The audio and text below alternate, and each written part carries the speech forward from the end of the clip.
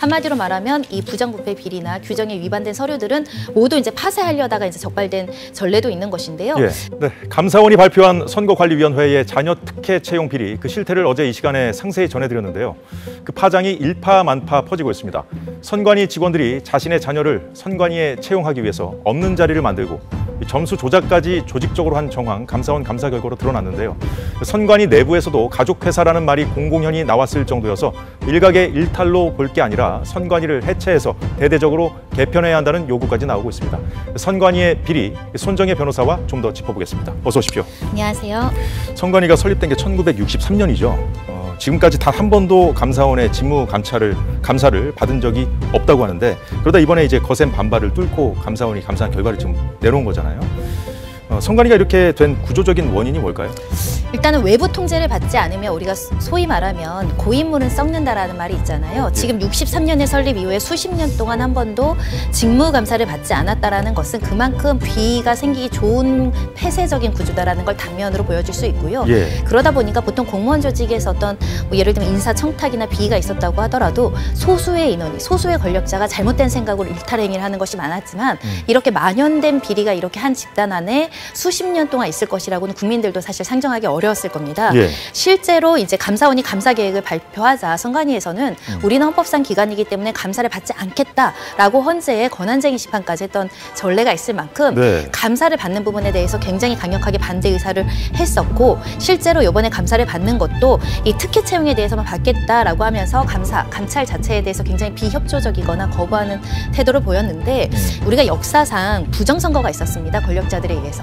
그래서 선관위는 헌법에 명시해서 특별하게 독립성을 유지해주겠다라는 게 헌법의 기본 취지였는데 지금은 그 독립성을 지나치게 강조한 나머지 한 기관이 제대로 된 내부 통제, 외부 통제를 받지 않고 지금에 이르렀다라고 말씀드릴 수 있습니다.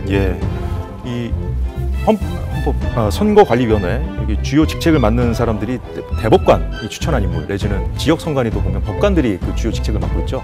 그건 문제 없습니다. 그렇습니다. 사실은 중앙선거관리위원회 위원장이 있고 이 사람이 가장 권력자고 인사관리 권한이 있을 것인데 지금 비행위가 이루어졌다라고 하는 사람들은 대부분 사무차장, 청장 뭐 이런 사람들이거든요. 즉 이 위원장이라는 기관장은 대법관이 지정을 하고 비상근으로 일하다 보니까 이 독립성을 유지하기 위해서 대법관 중에 한 명을 상징적으로 임명은 하지만 실무행위는 하지 않는 겁니다. 실무행위는 내부에 중요한 직책을 가진 사람들이 인사권이나 행정권을 장악하고 있다 보니까 오히려 이 사람들 위주로 권력이 집중되면서 통제가 안 된다라는 문제가 있어서 그래서 또 통제가 안 되는 거군요. 그렇습니다. 그래서 중앙선관위원장을 상근 체제로 바꿔야 되고 외부 인사를 많이 유입을 해야 된다는 목소리가 수십 년 전부터 있었습니다. 그런데 지금 파문이 계속 커지고 있는 이유가 선관위가 이번 감사를 받으면서 조직적으로 이 증거인멸까지 시도한 그 정황들이 속속 드러나고 있기 때문 아닐까요? 그렇습니다. 일단 서류 조작, 그러니까 허위 공서 작성뿐만 아니라 문서를 변조하거나 심지어는 감사 방해로 볼 수 있는 행위들을 서슴지 않았기 때문에 문제가 되고 있는 것이고요. 특히 부정 채용이 드러날 것이 염려돼서 이 부분과 관련해서는 누락시키거나 제출을 아예 안 하거나 나아가서는 공무원이 사실 문서를 위조하거나 변조하는 건 굉장히 큰 일입니다. 공무원 조직에서는 그것 자체만으로도 증거인멸죄, 이 공용 서류 무효죄가 성립할 수 있는 부분임에도 불구하고 이 실무 직원들이 업무 일지를 적극적으로 이제 증거인멸한 혐의들이 이제 발견되고 있는 상황이고요. 이에 검찰은 이 감사를 방해하는 혐의에 대해서도 수사를 진행하겠다라는 입장이고 나아가서는 지금 자료 제출을 아예 하지 않는 부분들도 있거든요. 그렇군요. 감사 방해죄라는 것도 있습니다. 이 부분도 적극적으로 검토하겠다라는 거고 예를 들면 이런 행위가 있었습니다. 이제 경력직으로 채용하는데 친인척들 채용 비리가 문제가 되니까 그럼 인적 관계, 친인척 관계를 확인할 수 있는 자료를 달라라고 했더니 지역 선관위에서는 가족 관계, 얼굴 사진을 까맣게 지워서 제출하는 일까지 있었다고 하는데 어떻게 그럴 수가 있죠? 이게 과연 이제 감사원이라 예를 들면 선관위라는 조직이 우리 내부에 문제가 있다. 그럼 이걸 도려내고 반성하고 자성하고 개선하겠다. 그럼 적극적으로 이런 도려낼 곳을 찾아주는데 협조를 해야 되는데 오히려 서류를 내지 않고 조작하고 인멸하고 있다라는 게 국민들 입장에서 굉장히 실망스럽습니다. 사실 다른 피감기관들은 상상할 수도 없는 행태잖아요. 이제 증거인멸을 위해서 대체 어떤 방법들이 동원이 됐길래 이 증거인멸, 감사 방해 혐의까지 적용해서 수사 의뢰를 했다는 겁니다. 그러니까 감사가 임박할 것은 이제 보도를 통해서도 나왔고 이제 감사 일정이 나오니까 일단 가장 쉬운 방법이 문서 파일을 변조하는 겁니다. 예를 들면 그 면접 평가표를 본인들이 원래는 이렇게 작성을 했는데 내용을 아예 수정해서 변조를 한다거나 아니면 파일 자체를 새로운 파일로 덮어버려서 그걸 지우는 형식으로 문서의 내용들을 이제 수정 변조를 했다라는 것인데 지우고 덮는다고 하더라도 포렌식을 하면 원본을 찾아낼 수 있습니다. 그런 과정 중에 이 업무상 잘못된 것을 차후에 이제 인위적으로 조작한 것이 발견이 됐고요. 나아가서는 각각의 이제 고위직들에게는 업무 핸드폰이라든가 노트북을 이제 지급을 하고 공무원이니까 당연히 이제 퇴임할 때는 반납을 해야 되거든요. 반납하고 집에 가야죠. 네, 근데 반납하지 않고 가져갔고 그래도 가져간 거라도 우리가 포렌식을 하려고 가서 가져왔더니 이미 이제 이것이 데이터가 모두 삭제된 형태였다라고 하고요. 이런 점들도 이제 법령을 적용해서 처벌할 수 있는지 지금 수사기관이 검토하고 있습니다. 반납해야 할 기기까지 집에 가져가서 거기서 증거인멸을 했다는 거군요. 엄격하게는 이거는 공용 물품이니까 국가 소유를 반환하지 않은 횡령죄에도 해당할 수 있습니다. 저 김세환 전 사무총장이 그 아들이 세자로 불렸던 바로 그 사례죠? 그렇습니다. 세자라고 불릴 정도로 절대적인 권력이 있었던 상황에서 이 아들이 지원을 했는데 면접 점수를 거의 100점과 가까이 또 그 면접위원들도 모두 다 측근들을 세웠다고 한다면 대한민국 어느 국민이라도 공정한 채용은 아니었다라고 이야기할 수 있습니다. 박찬진 전 사무총장의 딸도 채용 비리 혐의가 제기됐는데 전남 선관위 박 전 사무총장의 딸을 채용했던 전남 선관위 면접위원이었던 직원이 채용 관련 내용을 아예 삭제했다가 적발됐다고요? 사실 이게 굉장히 좀 어처구니가 없는데요. 외부 면접위원들에게 점수란을 이제 외부 평가위원들이 써야 되잖아요. 이걸 비워둔 평가표를 받으라라고 특혜 채용을 하기 위한 그 문서를 만들었다는 겁니다. 면접위원을 불러놓고 점수를 매기지 못하게 하고 본인들이 이 점수를 이제 조정을 했다라고 볼 수밖에 없는데 이 내용 자체도 변조했다가 적발됐다라는 것인데요.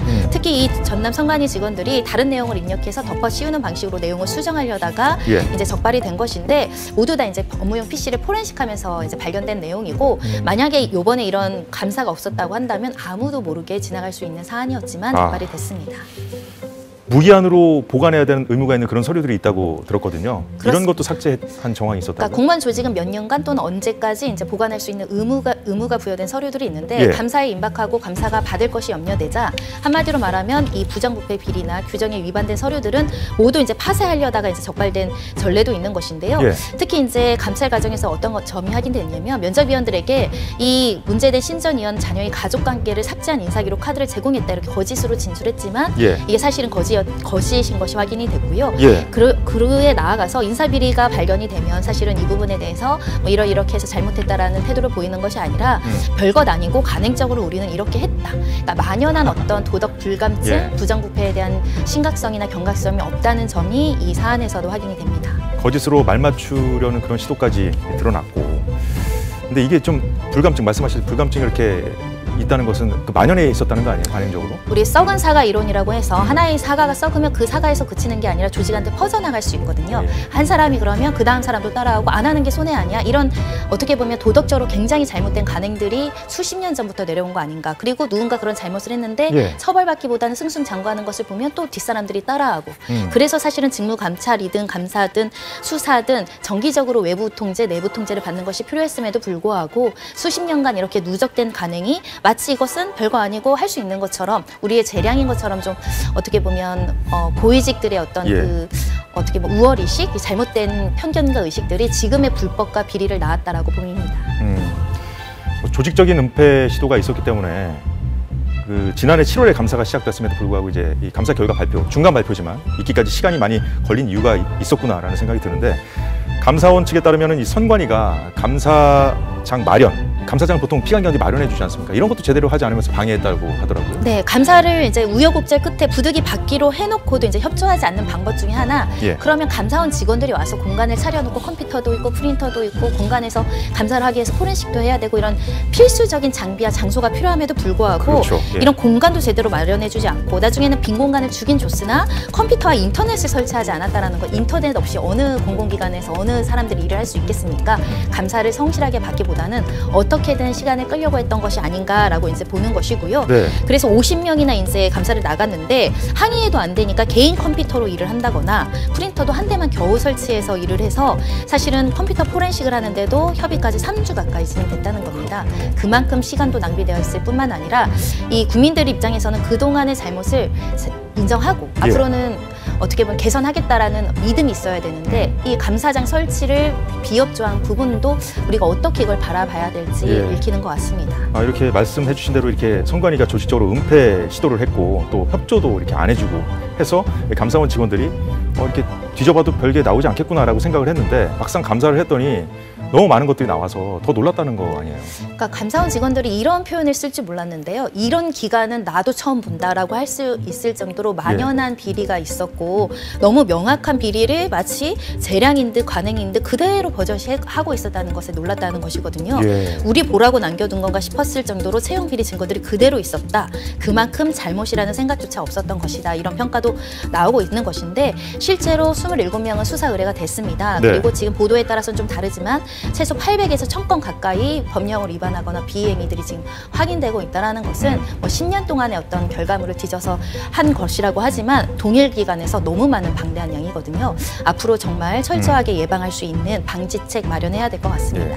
근데 이제 선관위가 채용 비리로 이제 이번에 이제 비판을 받고 있습니다만 2022년 대선 때 투표소 운영을 좀 부실하게 했다는 논란이 제기되면서 그때도 감사를 받았어요. 그때도 관련 자료를 은폐, 또 조직적으로 방해한 것으로 알려져서 비판받지 않았습니다. 그러니까 인사 채용 문제만 있을 뿐만 아니라 부실한 선거관리 업무도 오랫동안 지적이 되어 있었고 또 예. 이번에 감사원에서 감사한 내용 중에는 방만하게 운영해서 휴가라든가 뭐 재직 중에 로스쿨을 다닌다든가 이런 것들도 제대로 적발되지 않은 내용들이 있어서 예. 총체적으로 왜 이런 일이 발생했는지 왜 이렇게 대규모의 문제가 생겼는지에 대한 자성도 필요할 것이고 내부에서 내부인들에 의해서 이제 문제를 해결하기에는 이제 선을 건넜다. 예. 제도적으로 좀 통제할 수 있는 방안들을 마련할 시점입니다.